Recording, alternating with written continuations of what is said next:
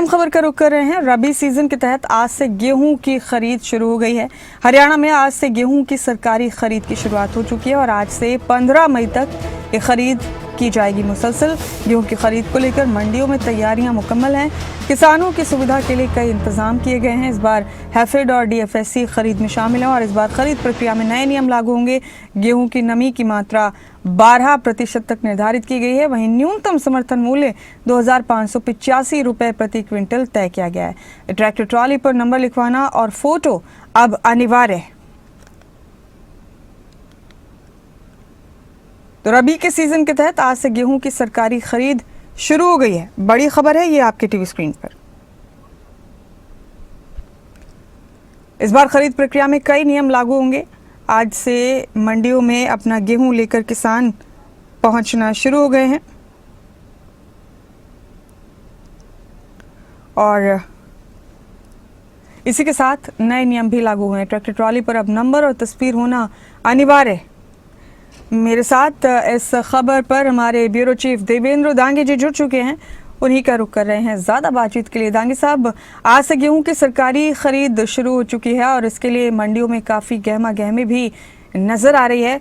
कई नए नियम लागू किए गए हैं इस बार से। दांगे साहब, ज़रा तफसील से बताइए, किसानों को अब कौन से पड़ाव पार करने होंगे अपने गेहूँ को सरकारी मंडियों में बेचने के लिए और मंडियों में सरकारी तरीके से बेचने के लिए, और इन नियमों के तहत क्या कुछ मुश्किलें भी पेश आ रही हैं लोगों को, ज़रा बताइए।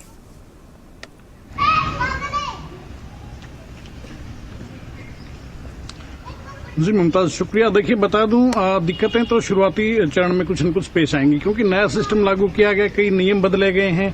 प्रोक्योरमेंट का जो तरीका शायद लगभग वही है, लेकिन नियम जो है वो कुछ चेंज कर दिए गए हैं। अब आपकी बायोमेट्रिक होगी।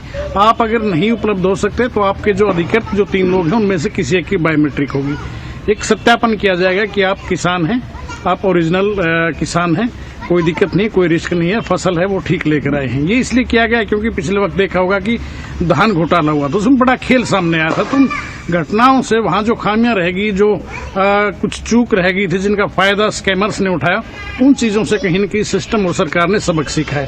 तो ऐसी चीजों में सुधार किया गया है। हो सकता है, लाजमी सी बात है कि इसमें कुछ परेशानियों का सामना भी शुरुआती दौर में करना पड़े क्योंकि कई चीजें हैं जो जोड़ी गई हैं। मुमताज, बता दूं, इसमें खासतौर से जो वेरिफिकेशन का जो इशू रहेगा उसको लेकर मुझे लगता है कि दिक्कतें जरूर पेश आएंगी शुरुआती चरण में, क्योंकि जो फार्मर है जिसके नाम जो लैंड होल्डर है जो उसको आना होगा। अगर वो नहीं आ सकता तो वो अपने किसी प्रतिनिधि को भेज सकता है, लेकिन उस प्रतिनिधि का भी बाकायदा बायोमेट्रिक की जाएगा। यानी कि बायोमेट्रिक का सीधा सा मतलब ये है कि आपकी पहचान पुख्ता की जाएगी कि फार्मर हैं, आप ओरिजिनल हैं। एक तो चीज ये है। दूसरी ये है कि जिस वाहन में आप अपनी फसल लेकर आएंगे, जो ट्रैक्टर ट्रॉली होगा, उसका भी बाकायदा रजिस्ट्रेशन प्लेट लगी होनी चाहिए और बाकायदा फोटो खींचा जाएगा। उसके साथ आप गेट पर जब आएंगे और गेट पास तब इश्यू होगा, इन फॉर्मेलिटीज को पूरी करने के बाद। उसके बगैर गेट पास इश्यू नहीं होगा। और अगर गेट पास इशू नहीं होगा तो कोई भी ऐसे ही अनाज मंडी में अंदर प्रवेश नहीं कर पाएगा फसल लेकर। इस तरह के कुछ नियम कायदे जो है वो रखे गए हैं।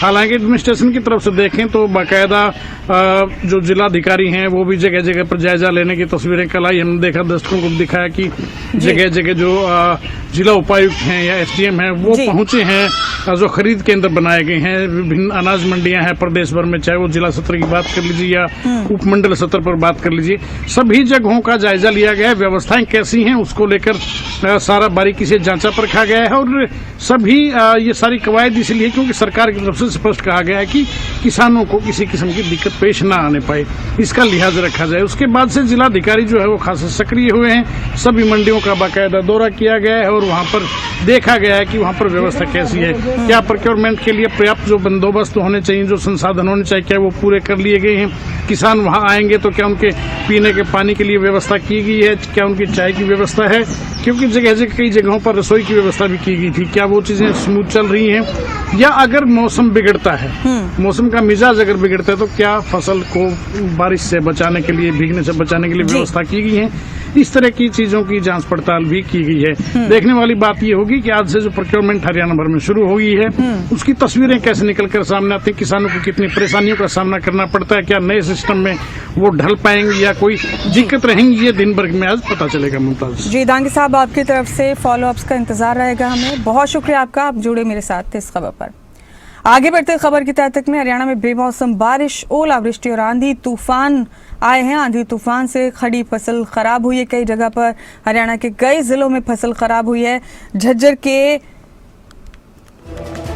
अमादलपुर गांव में फसल खराब हुई है और गेहूं की फसल बर्बाद होने से भारी नुकसान हुआ है। किसानों ने सरकार से मुआवजे की मांग की।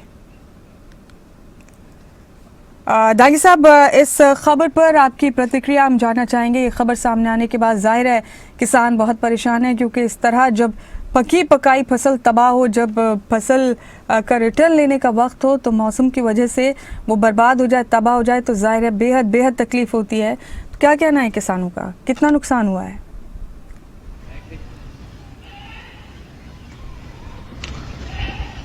बिल्कुल, देखिए मुमताज, किसान के लिए फसल उसके बच्चे की तरह होती है। बच्चे की तरह से उसे वो पाल पोस कर बड़ा करता है, फसल पकती है, उसकी कटाई होती है, उसके बाद वो मंडी तक पहुंचती है।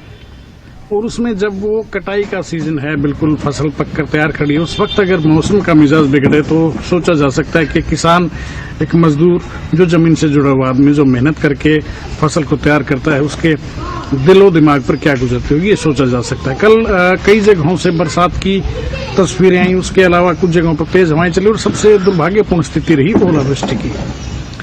हिसार का आप जिक्र कर लीजिए, आप भिवानी का जिक्र कर लीजिए, आप रेवाड़ी, चरखी दादरी और सिवानी मंडी जी, ये पूरी बेल्ट दरअसल ऐसी रही। या फिर रोहतक का जिक्र कर लीजिए, शाम के वक्त रोहतक में भी ओले पड़े हैं। हिसार में खासा नुकसान देखा गया है। सबसे ज्यादा नुकसान माना जा रहा है कि हिसार और आसपास की जो बेल्ट है उसमें ओलावृष्टि से काफी नुकसान किसानों को हुआ है। हालांकि मुख्यमंत्री की तरफ से आश्वासन दिया गया है स्पष्ट तौर पर, तुरंत प्रभाव से ये मुख्यमंत्री की तरफ से पक्ष आया था कि मैं भी किसान का बेटा हूं, मैंने खेती की है, मैं समझता हूं किसान का दर्द क्या हो सकता है ऐसी स्थिति में, क्या उसके दिल पर गुजरती है। किसान भाई परवाह ना करें, सरकार इसकी व्यवस्था करेगी, मुआवजे की व्यवस्था करेगी। ये बयान आना भी एक काफी महत्व रखता है, क्योंकि जब कोई तकलीफ में है उसे कोई दिलासा मिलता है, जैसे परिवार के मुखिया की तरह से जो भूमिका होनी चाहिए वो मुख्यमंत्री ने निभाई है। देखने वाली बात ये होगी कि जो नुकसान हुआ है कितने बड़े पैमाने पर ये नुकसान हुआ है, वो क्योंकि गिरदावरी होगी, स्पेशल रिपोर्ट बनेगी, तहसीलदार और बाकी लोग जो अधिकारी जो कितना पास करते हैं, क्या धरातल पर स्थिति रहती, क्योंकि कई जगहों से तस्वीरें ज्यादा अच्छी नहीं है मुमताज। काफी नुकसान हुआ है किसानों को, खासतौर से सिवानी और अगर भिवानी या फिर हिसार बेल्ट की बात करें तो ओलावृष्टि ने काफी फसल को बर्बाद करने का काम किया है। देखना यह होगा कि जो किसान जो बिल्कुल बर्बादी के कगार पर जो खड़े हो नजर आ रहा है, जिनको भविष्य अंधकार में नजर आ रहा है, सरकार या सरकारी सिस्टम उन तक कितनी जल्दी सहायता पहुंचा पाता है, कितनी उनकी मदद हो पाएगी, ये देखने वाली बात होगी। लेकिन यह है कि बदले मौसम के मिजाज ने किसान को खासा परेशान जरूर कर रखा है। जी, बहुत शुक्रिया दांगी साहब इस खबर पर भी तमाम जानकारी देने के लिए।